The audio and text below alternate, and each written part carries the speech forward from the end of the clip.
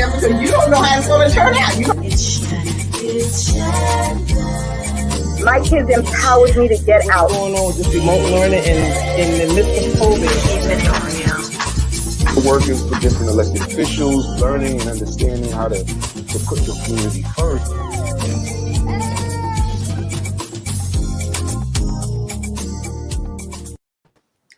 Hi, and welcome to Keeping It Real with Shannon. Hello, Dr. Vanessa. How you doing? Hey, Shannon, I'm good. I could not be no better. Oh, you just think you hot stuff because you down there in Texas today. That's all. Absolutely. Being pampered. Hey, Diane. Look, we have a good show tonight. Our topic is, do you believe in yourself? Because sometimes we don't believe in ourselves. Sometimes we don't think that we can do some of the things that we want to do. But tonight we're going to talk about that. We have two special guests on that has written two books, and I would like to introduce our first author, Miss Kimberly Headley, and she is a minister, teacher, poet, playwright, and entrepreneur. Kimberly has done mission work in Georgia, South Africa, and ministered in the streets of New York City. She believes in the power of sharing a message of hope and healing. And our next guest, who's written the book, Before I Ever Walked, and that is Natasha Coles. She was born and raised in Brooklyn, New York. She has a bachelor's degree in mass communication from Bennett College, and she has a master's in early childhood development. Natasha currently works as a kindergarten teacher. She has two beautiful children. She believes that, we should inspire young people looking for ways to uplift, encourage, and inspire people of all ages. And we would like to welcome them to the show tonight. Miss Kimberly Headley and Natasha Coles. Hello, ladies. Hi. How are you? Hi, Dr. Vanessa. Hi, Lottie. Good to see you again. Well, we're so excited to have you on the show tonight. And Vanessa, Vanessa, I'm thinking about her. Natasha, your book, Before I Ever Walked. Why don't you tell us what that book is about? Yeah, sure. Well, Before I Ever Walked is an encouraging, inspiring story about a young bird or a little bird that is having issues believing in himself. He's feeling stuck. And it's not until he comes across a little boy that is able to encourage him. And it was because he was encouraged, and he was encouraged by his mom. And so he was able to give the same encouragement to the bird. And through his inspiration and encouragement, little birdie begins to believe in himself as he takes the leap of faith, and he steps out and starts to fly, and he starts to see and realize who he really is. And it's in that moment that he becomes confident and he begins to soar. Mm-hmm. And Kimberly, you wrote the book, What's on Your Mind? And this is a book of meditation and reflection, but it's also, talks about believing in yourself. So what made you, write your book, What's on Your Mind? So I'm a writer by heart and by passion, and I always quote a lot of sayings and post a lot of sayings on Facebook. And one of my sister friends said, "You're always saying something very inspirational to encourage people. Why don't you put it in a book?" And I kept thinking about it, and I wasn't too sure if that was something I wanted to do. And then the Lord actually impressed upon me to start writing. So my book is a combination of some Facebook posts, but a lot of it is new content, as sitting in the presence of God, and God just giving me downloads of everyday thoughts, things that people might think of, or words of encouragement that I can give to somebody who might be not having a good day at that moment. So that's how that book came about. Well, both books, our topics tonight is, do you believe in yourself? And both books, shares about how you should believe in yourself. So why do you feel it's important that people should really believe that they can do whatever they want to do?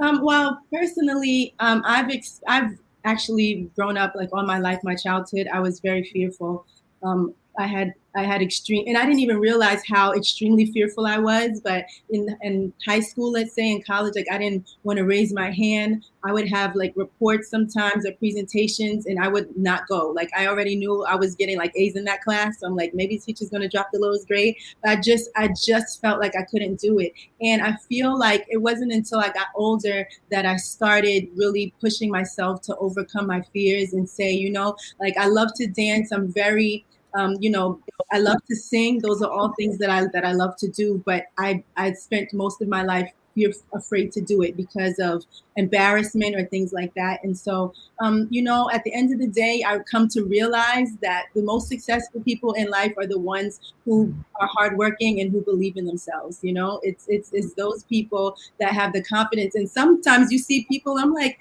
they're not even, I mean, sometimes we judge and we're like, they're not even that good. But because they have the confidence and they believe they are, they've convinced you, and then it's not so you're like, how did they get there? But it's really, and also too, a lot of times I would see people doing the things that I want to do, and I would start crying because I'm like, wow, like look at them. I want to be like that. I want to be able to be free and just move in that, freedom and to be who I really am. And so it's important. I think you get the fullness of your life and the fullest experience of your life when you take that step to, to just look fear in the face. I can't say that you can't Well, be what fear. you just said, the word you just said, fear, that's what we got to get rid of.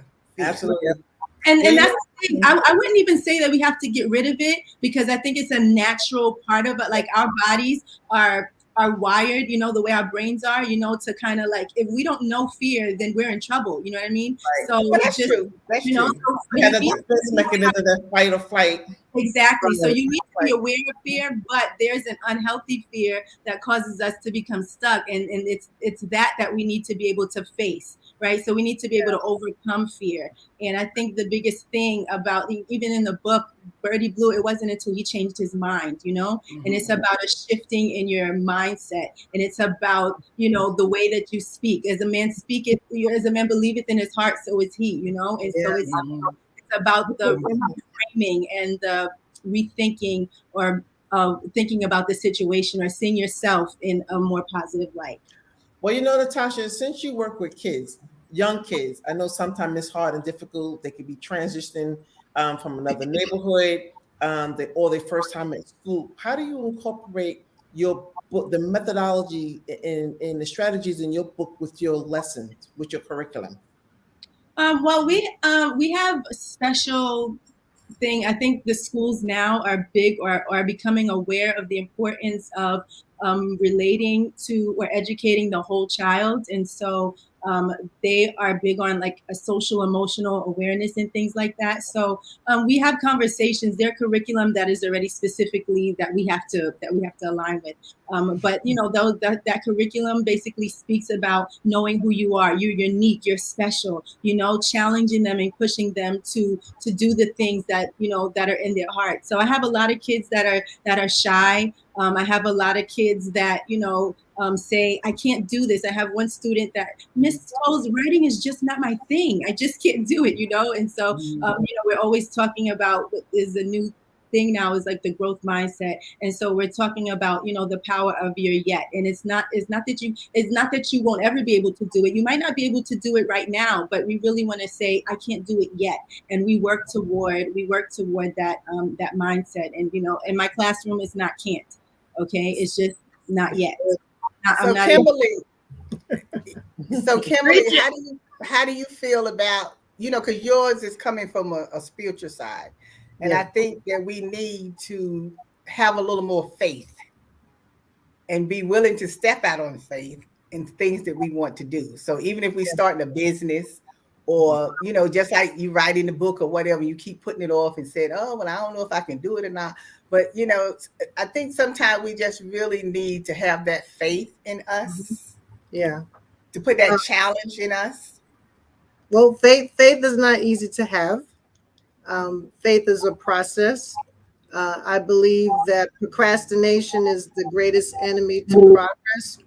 And so when you have a God presence in your life, God is the person that pushes you, along with the supportive communities. If you're blessed to have people around you who can see your gifting and see your potential, that helps you to see like you can really accomplish it. And as my sister said, it is a mindset.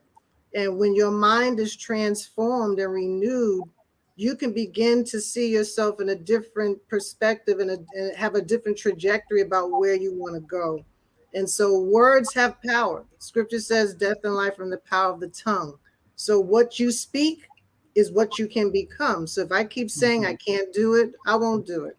But perhaps if I give myself enough confidence to believe that if I take that one step, as Natasha's book says, that one step can propel you into greater expectations and things beyond your imagination. And that's why I always say I know we should start teaching our children from the time they're born to have confidence and to know, like when kids be saying, I can't do that. Like when I'm talking to my granddaughter, she'll be like, oh, I can't do that, Grandma. Take that word out of your mouth. Right. There's no such word as can't, even though I guess there is a word, but as I'm concerned, there's not a word as can't. And we have to start telling our kids and the young people to stop saying what I can't do. Do it first. If it doesn't work, then you pick yourself up and try it again. The main word, Natasha said it before, is confidence. Because sometimes we like that confidence. Because that's even myself. Like I'm a fluffy woman, I'm on that side. And there's some stuff that I like to wear. And I would see women with it on, and I'd be like, man, I wish I had the confidence to wear that. I don't have the confidence to wear that. You know what I'm saying? You just got to put it on. That's right. You wear your attitude. Your attitude.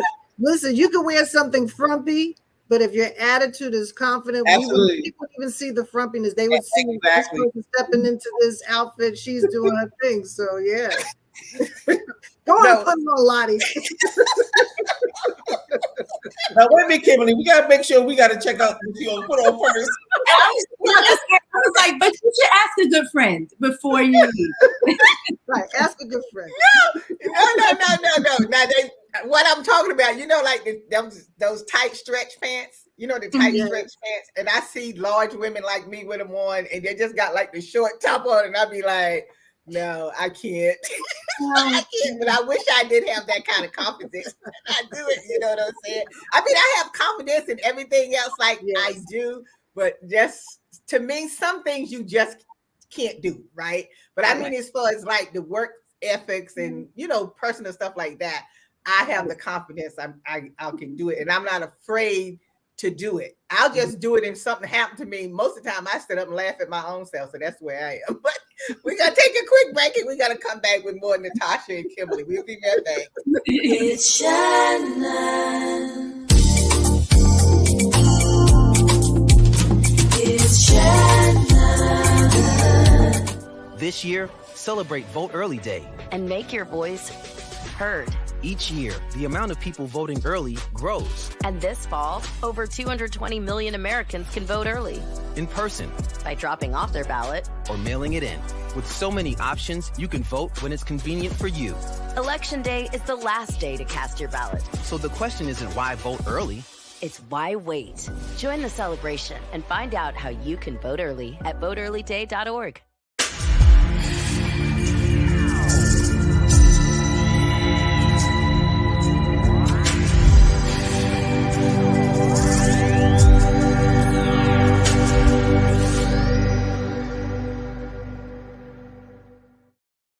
We're back. We're keeping it real with Shannon. Thank you so much for joining us, and thank our guests Natasha and Kimberly on. I wanted to ask you another question too. Is like, when you meet people that has a talent, right? But they just afraid to get out there and do their talent. Like I have a friend that knows how to sing, right? And I keep saying, oh, God gave you this voice. Why is it that you just don't get on out there and get to singing? You worried about having money. You worried about having money to pay your bill. You know how much money you can be making singing with your voice, but it's like that.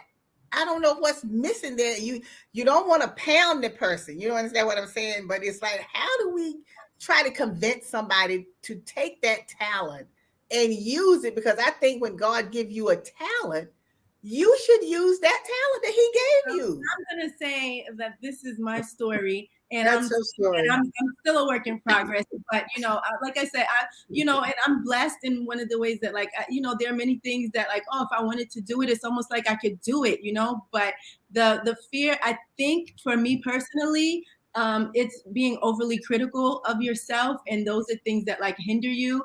Also, just perfectionism. Sometimes, like, you have this lie of, like, oh, it's not. Well, then again, I'm like, and comparison, like, it's the thief of joy. I mean, you compare your gift. Oh, it's not. I don't sing like Beyonce, or there are already so many singers out there. Like, you don't see, like, your worth. But a lot of it, I think, for me, which I realized later on, was that, like, it's not perfect. And so, but because I'm hypercritical of myself, I think that other people are going to judge me the same way, and it's not true. But somebody might say, "Ooh, you cracked" or something, But I mean, the biggest fear that I'm, like, making up in my mind is likely not to happen, But a lot of times with the perfectionism, like, it keeps you stuck, because you're just waiting for, like, the perfect opportunity. You're waiting for the perfect moment, the perfect song, the perfect whatever. And, like, there's no such thing. Like, it's never. Do you think that we should be more on the side of not caring what people think?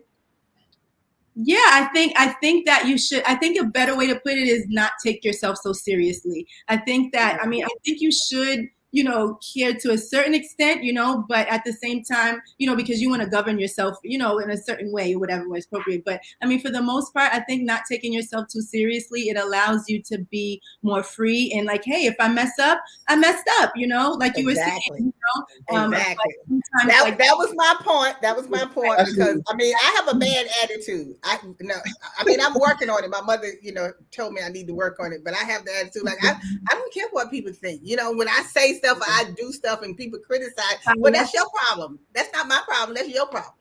Yeah, If you didn't do it, that's on you. Because if you would do it, then you wouldn't have to be talking about me.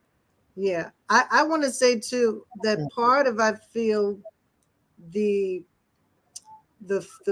failure is more so sometimes people are afraid to succeed or to be successful, right? So it's not so much I don't want to do it.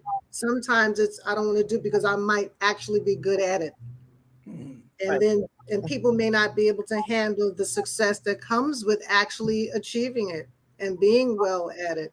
I do feel like when you have a gift, you have a responsibility to steward that gift well. Exactly. And even if it's something that you're working on, the fact is that God gave everyone something to do. There's nobody that's dumb in the earth. There's nobody that's not creative. That's a lie from the pit of hell. Everyone has something, but if you don't have the right people, like my sister Natasha, her husband supported her in her singing. She was afraid to sing all the time, but he was the one. We would say, "Oh, Tasha, you can sing," and she just didn't hear it.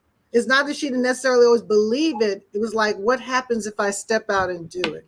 When I started preaching, the same thing was like, oh my God, what if I mess up? What if I say something and I disappoint God? But when the Holy Spirit is in you, that stuff kind of gets pushed to the back. It doesn't mean you don't prepare. Right.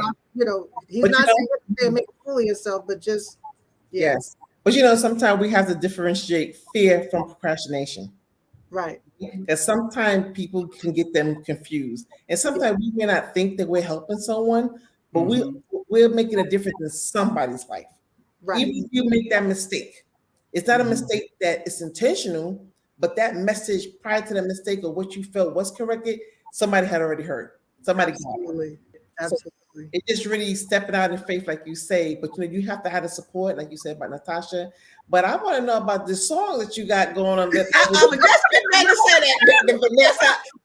Vanessa, I was just getting ready to say, hold up, somebody keeps saying a song. Okay, hold up. We want to hear one verse. One verse. Uh-oh. One verse. Would you like to? I also wrote a song to go with the book as well. But well, we want to hear a verse or something. All right. Oh my goodness. Okay. Where should I? We got a minute. Okay. It's gonna be. I'm like trying to think about where I want to start at. And we need to clap for you. Make me a pencil. Drum roll.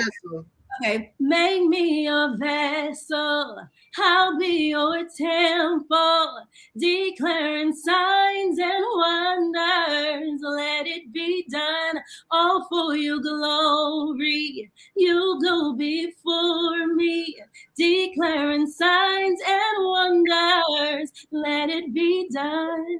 I'm like, I got a little cold. Now listen. Now wait a minute. How long have you been hiding that for somebody to pull it out to share it? Well, I just released that song on my birthday because I said, I've been writing songs for a long time, and I never do anything with it. So for my 40th birthday, I said, you know what? I'm gonna share what God has given me. So that was my moment of overcoming. And well, girl, all you got to do is put it on that what they put it on now. They don't put it on vinyl anymore. What they doing, whatever they putting it on now, that's what you need to put it on. It is available on Spotify and iTunes and YouTube. Okay, so those are some places we can go, but where you gonna be singing at, performing or something, even if it's at church, you have to let us know so we can be that, Yeah. TBT. But you know what? I'm glad that your husband and Kimberly is pushing you to do that. And I know now, since you know that you can do it and that you will, just step on out there and do what you need to do. Because you know what? Sometimes I feel like when we're doing stuff, and like you were saying earlier about you afraid that people being critical, and that's why I was saying that we have to just get to that mindset that, I'm not trying to be rude or anything, but it's not really care what people be thinking. Because see, a lot of times people are jealous over your talent, and because you want to do stuff, they're jealous, so they'll criticize you, so to make you feel like you can't do it and don't want to do it. That's why sometimes you have to have that attitude that I don't care. You know what I'm saying? Say whatever you want to say. They talked about Jesus, so why am I worried about you talking about me? And sometimes people envy the fact that you've gone out and stepped out and did it, and This is what I'm saying. Yeah, it's a lot of jealousy. You have to understand there's a lot of jealousy with people. Rather than them encouraging you, they're criticizing you, where really they know you good. They know you good, but they don't want to give you that credit of doing anything, It's like when people get information and they don't want to share it. You understand? Like they know how to do something and they don't want to share. Like Dr. Vanessa, she's a wealth builder. She's teaching us how to get rich. You know what I'm saying? So these are people you want to be hanging with. No, I'm not teaching them how to be rich. I'm teaching them how to build generational wealth and leave a legacy. Beautiful. It's a big difference. It's a big difference. But the thing about it is, whatever we're teaching, I mean, Kimberly, she's teaching us, from the spiritual side, and Natasha also is teaching us from the spiritual side as well.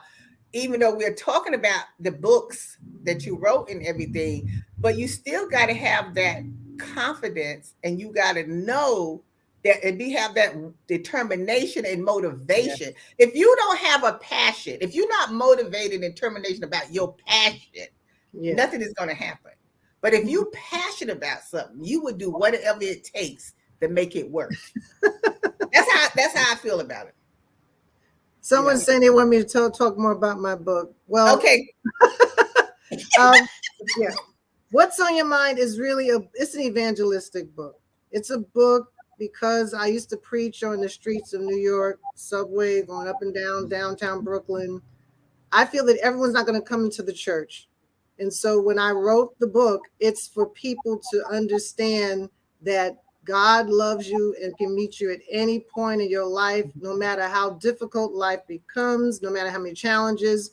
And so every time I posted on Facebook, I did so with the hope that whoever was having a difficult day, a challenging day, here's where you can go and see this post, and maybe your mindset would shift. So it's really about being an evangelistic tool for anybody, and anybody can write. I encourage people to write, write your thoughts down, write your dreams down, write your aspirations down, because once you put a pen to the paper, you're responsible for what you put out. Now it may not come out of your mouth, but it's on paper. So what are you going to do with what you placed before the world, before God? And God is waiting for a lot of people to come out of this slump to get up and go do what he's called us to do. The pandemic has taught us time is of essence. So we don't need to be sitting down, wasting time, wondering looking at other people living our lives vicariously through social media. What about you? God is saying you have something you have to contribute to this world. And you don't want to go to death. And on the tombstone, we don't know what you did. All we see is the dash and your birthday and your end date and nothing there. So I always tell people in church, my family, my sister, get up, go do what God has called you to do. That's interesting. And you want to wake up on a daily. Go ahead, Vanessa. It's interesting you say that, and I appreciate that, because this is where I came out of retirement as a passion to bring people to the table to build generational wealth and stop thriving in generational debt. So sometimes we become complacent in our surroundings, and the pandemic was that reality. Is like, you know what, tomorrow is definitely not promised to no one, and it's like you got to do something for something, do you? So it's really trying to connect in the narrative of how you're thinking about things and put more attention and get that faith, get that energy, be around those people, those like-minded people, because look what the pandemic had. It could be another pandemic tomorrow, next year, next week. Right. You know? And that still goes back to when you, I feel too that when you wake up every morning, after you give thanks for still being able to see the sunshine, go out and do something good for somebody. You know what I'm saying? Share what you are doing good with someone else, and then if you can help somebody else, then that's what you do also. Because we need to get back to that also, because we don't know how to treat each other now. That's another thing. We don't know how to treat each other. Yeah, the value of human life has diminished. Yes. But again, the image of God lives in every single person. And sometimes people can't get to God. And so perhaps you might be the messenger, right? We might be the living epistle, as they say, that somebody reads. They read love in you. They read mercy in you. They read compassion, because everyone's going through trouble. Everyone's going through trauma. So what we're going to do, Kimberly, we're going to hold you and Natasha for a few minutes. We're going to go to our after show and continue and finish our little conversation real quick. But we want to thank everybody for joining us for this part of the show. And we want to thank you for coming on as our guest as well. And you can always see us on Facebook and YouTube every Tuesday, 8 p.m. You subscribe to our YouTube and follow us on Facebook. So we want to thank you again for joining us tonight. And we're going to come back from our after show. So as always, we'll see you next time. Today's show is sponsored by Abu's Bakery. If you have a sweet tooth, stop by Abu's Bakery for some delicious cakes and pies. Do you like beautiful pictures for your home or your office? Then stop by Space Plus Gallery. They have a large selection of pictures from around the world. It's Shannon. It's Shannon. It's Shannon. It's Shannon. It's Shannon. Keeping it real.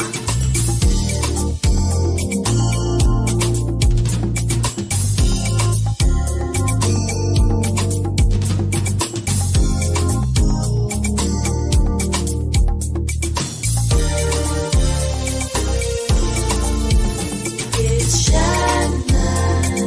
It's Shannon. It's Shannon. Hey ladies, welcome back. Thanks for staying by our after show for a few minutes. I just wanted to come back, Kimberly, to what's on your mind. In the book, the way you have it for each day, Sunday through Saturday, where you give quotes and meditation that you can say each day when you get up. I think that's very meaningful, because sometimes when you get up in the morning, you know, you do your prayers and everything like that, and just to say something comforting to yourself, or you know, share it with someone else for that day, that also means a lot too, that you can put that in your daily life to have, you know. I didn't want to put like dates. And I didn't want to put dates. And if it's Thursday and I feel like I want to read something on Sunday, I might read that meditation for Sunday. I just wanted to be just as a kind of a guide for people to begin to rewire their thinking.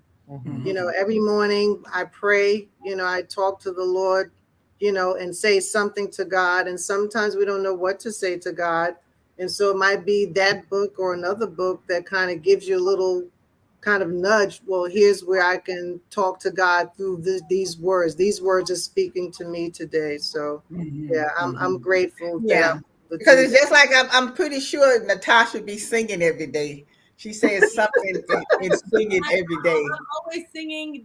My kids. I'm the singing teacher.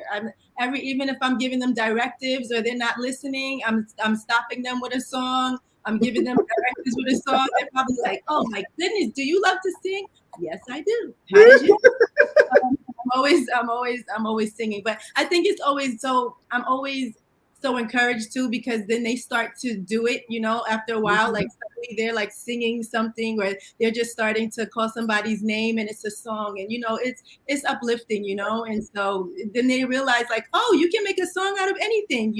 And so sometimes they, not know unknowingly, But like you know what? But you know what, Natasha? You don't even realize how important that is for the simple reason is when you have a teacher that has some type of skill and they use it in the classroom, you know that means a lot to you in the classroom with that teacher. Yeah. It does. Because it make you want to come to that teacher's class more often and wish you had them, a little longer or something because it means a lot to kids, to children. Especially when you hear them talking about their teacher. Well, my teacher did this, my teacher did that. Because, some teachers are so boring, but, no, they are. I mean, let's just. That's true. It's true. Sometimes you wonder what kind of class that you can't make fun of all classes. It's like, yeah. Look, let me tell you, I appreciate teachers. I was in the classroom, so I know what it is. I really appreciate teachers, but I have to say now, there are some teachers who was boring because during the pandemic, when they had it on Zoom or whatever they was on, I sat in on my granddaughter's class one day just to make sure she was paying attention to whatever. And trust me, I was. I went to sleep, and when I woke my granddaughter, Grandma, what? Because you couldn't see me, and I was like, man, your teacher's so boring. Oh my God. But I remember my teachers, as a child. So teachers are very important. Yes. And I used to go to school looking forward to seeing my teachers. Yes. And very precious to me. Teachers that have such a good impact, they'll never forget that teacher. It's always something special that teacher could make something different in that child's life. Yeah, it's really true. And I mean, I think that, they also say children spend almost more time in school than they do at home, And so although a parent is the child's first teacher, like and even in, as we learn, like in trauma situations and stuff like that, like when children have issues with relationships and things like that, if a teacher has enough positivity in her to establish like a sound and a good relationship, that it's enough to change the direction of the course of their life, so to speak, so it's amazing, like the power that that a teacher really does have, but you just always have to remember your why. That's interesting that you said that, because I think about the kids who was going to school and some of those kids who have maybe using school as an outlet to get away from the trauma at home. Then I thought about these kids during the pandemic. Now that they're home, maybe with their abuser, with their accuser of other things that's going on. So how do they now transition back into school when that was their safe haven? Yeah, like attachment. Well, really, what I was trying to say before was like attachment, like the attachment personalities that we develop, through our experiences or whatever. But a lot of times with children who have experienced trauma and things like that, But that's why, and now they're making it so that teachers have to learn how to have trauma-informed care. How to be able to address children, and not just say, oh, they're sleeping, and now you're penalizing them when it's like, oh, maybe they didn't get any sleep at home all night. Maybe they didn't eat. Maybe they're hungry, and so those are different things that affect, the whole child. And so it's really important to kind of take those things into consideration, the demographic that you're teaching and things like that, because that definitely impacts their learning, And so you have to be sensitive to that. And, we try to include, breathing and like all of those things that, you know, can bring some type of healing, you know, to their spirits and their souls, you know, and you just try to incorporate that into, you know, even how you are speaking to them as far as like, you know, redirecting them, you know, and things like that. Like you want to be, you know, sensitive so you're not like triggering anything in anyone, you know. But not even being a teacher, you know, with the kids and stuff about helping, even with grown-ups, because I meet a lot of grown folks that motivates me. You know what I'm saying? Like I see what they're doing, and you know, I see how they are, and it really motivates me to want to be a better person. You understand what I'm saying? And when I look at them, and I was like, well, if they can do that, I know I can do that. There, you know what I'm saying? So you know, it makes me want to believe in myself more, that I can do more than what I do, because I see what they're doing. You know, Yeah. and people sometimes don't even know that they have motivated you or touched your life because you never say anything. You know what I'm saying? And sometimes people just touch your life, and you don't tell them, but you know they have touched your life. You know what I'm saying? Even as an adult, Right. because that's why I like to be around positive people. If you're negative, I can't be around you. I can't. Yeah, negative people. I don't have no problem dropping you right quick. They bring your energy. Yeah, when you don't hear from me, and they be like, oh, well, I ain't heard from you. Oh my God, I just been so busy, girl. You know, I couldn't call you or whatever. No, I don't want to be around that.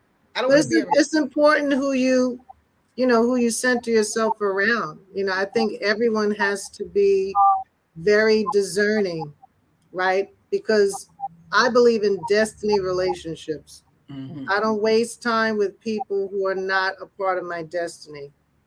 And I encourage others to do the same thing, because we've spent the years kind of running with people, hanging out with people. You know, it's like, if you're not adding to my life, if I'm not adding to your life, then you can just be someone that has just passed through that phase of my life.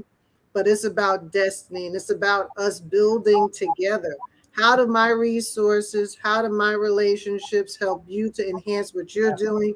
Because really, to be honest, the only person who should be jealous of any is God. God is the only one who should be jealous. We should not be jealous of people. But it's, as our guest said, knowledge is power. It's true, because the more you know, the better you're gonna be. So when people say, oh, Lottie, you just talks too much. Every time I turn around, you talking to somebody. You don't even know the person you talking to them. You know what I say? But how do I know who I'm talking to? You don't know who you're talking to when you talk to people. You don't know what they into or whatever. They may be into something that you want to get into, or they can help you get into and stuff. And so if you don't want to talk to people, that's your problem. I'm back to my little attitude again. That's your problem. You don't want to talk to anyone. You know, you can be. I remember when I was working, and I had to get on the train. I hated getting on the train, but I had to get on there. And I don't know, everybody else could be on the platform. They got to walk over and start talking to me. Why are you talking to me? You know what I'm saying? And I always wonder that why people walk over and want to talk to me all the time. Because see, I start talking to them, and we'll start talking just like we've been knowing each other or whatever. And then I find out they into this, they into that. Like, oh, give me your number. Give me that number right quick. You know what I'm saying?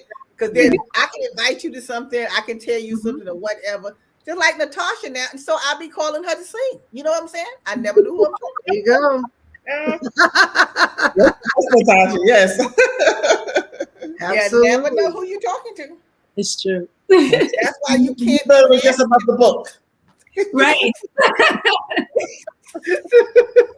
No, but I'm just saying that's why you can't be nasty to people if they walk up and start talking to you, or you know, because sometimes even when you approach people, sometimes their attitude is out of whack. So you say, well, maybe I shouldn't have said nothing to them or whatever, but you know what I'm saying? I take my chances. You can be rude or whatever. I don't get upset about it. I be just like, okay, well, they're having a bad day. You know what I'm saying? Whatever. But in order for you to move and do things, and that's why we have to teach our children and young folks that you gotta get in those books and learn all you can. You gotta talk to people. You know, you can get just as much talking to people as sometime out of the books or whatever. But that's the kind of attitude and personality you need to have. And a lot of people, you know, I feel bad for some of them sometimes when they say, oh, well, this is happening to me. I don't know why. Well, think about why it's happening to you. You're so nasty. Your attitude is so nasty. That's why nothing good is going to happen to you. Well, they don't believe that, Lottie. They don't believe that. But people don't believe that. They don't believe that when things start happening to people, they want to know how come all these bad things are happening to me. You got to step back sometime and think, why are these things happening to me? Mm-hmm. Very true. Self-reflection is very important. Also, like, when you said that if they're negative, I think we don't realize the power of our words. Like, words have power, and I think it really just goes back to, and it's all God. I think that's like the funny thing. Like, it's all God. Like, this is nothing new, but now it's like the affirmations and manifesting and like all this other stuff. It's like this is God said this a long time ago. He said that your those things that be not as though they were. He said, "Be renewed by the power." I mean, forming of your mind. Like, he said that already, you know, because he built us in a certain way. And when we flow in that, and those principles, like, you start to see the fruitfulness of it, you know, like that's what he said. But now everybody's like, well, ladies, it has really been a pleasure talking to the both of you. And I mean, I'm just so excited. I'm so excited for both of you. I'm excited for Kimberly. I mean, Natasha. Like I said, I'm going to be calling you. Okay. Please call her. I call Kimberly to preach, but see, I know she'll be preaching all the time because she always be preaching. Preaching, and that's all the time and stuff. And we got to get her too. But now that we know we got some more vocals to add on, we're gonna be adding that on. Yes. Because I have to tell you, God is good all the time. All the time. He always puts the right people in your life. I thank him every day for putting the right people in my life, because I learned something from everybody that's in my life every day. And I try to treat people good, because see, I'm trying to get through that gate. That's what I'm trying to do. And I'm not gonna let anybody stop me from getting through that gate. I'm good. You know. That's why you don't be hearing me with all these friends, because there ain't nobody your friend. We're gonna get through that gate. So I'm gonna do what I have to do to get through that. So, but I truly want to thank you both, Kimberly, for writing your book. I've enjoyed reading it. I'm gonna read some more because I'm gonna do the daily thing. I'm glad you put it in the daily thing. Monday, Tuesday, Wednesday. Yeah, that was very helpful. And Natasha, before I ever walked, that'll preach. That confidence, yes. We don't realize that we're hardwired to grow. We're hardwired. Yes. Before you ever walk, you crawl, you try, you fall. But no, I mean, it wasn't like a baby who fell and it was like, you know, they don't try again. They try again. That's naturally innately do, you know. But we forget, you know, as we experience life and we become more aware of our hurt and we become more aware of failure and those things like that, you know, they hinder us, you know. But that's why Jesus said, become like a child, you know. When you like a child, all right, you willing to try, you willing to, you know, the qualities of a child, you know, are really the qualities that help us to succeed, you know. Well, thank you all so much. I really can't tell you how much I thank you. I thank the guests, all you guests, for joining us tonight and for your shout outs and comments. We really thank you for joining us tonight. And look, as we move forward, let's move forward in the positive way that, you know, we're going to do as much as we can to help the next person, even though with their attitudes or whatever, we still going to be talking to them, because I feel that's what God wanted us to do. Absolutely. You know what I'm saying? Even if people get on your nerves, I still think we need to, you know, move forward in a positive way with them. So I hope y'all will come back again. I hope you'll come back again. Absolutely. We'll love to. And so Natasha, she'll sing and I'll preach. All right, Kimberly. All right. Kim's gonna sing along. She's going to carry my harmonies for me, okay? I'll carry her harmonies. She likes to act like she's, you know, shy when it comes to the. Thank you, ladies, again. I'm gonna remember that, Kim. We're gonna do that. We're gonna put something together. We're gonna do that. Because you know the Lions, we always having something all the time. So you know you got to do that. Yes, we're gonna do that. So thank you, ladies, again. So thank you, Dr. Vanessa, for joining us, and all our guests again. And love you guys. Come back again. And as always, we'll see you next time. Bye-bye.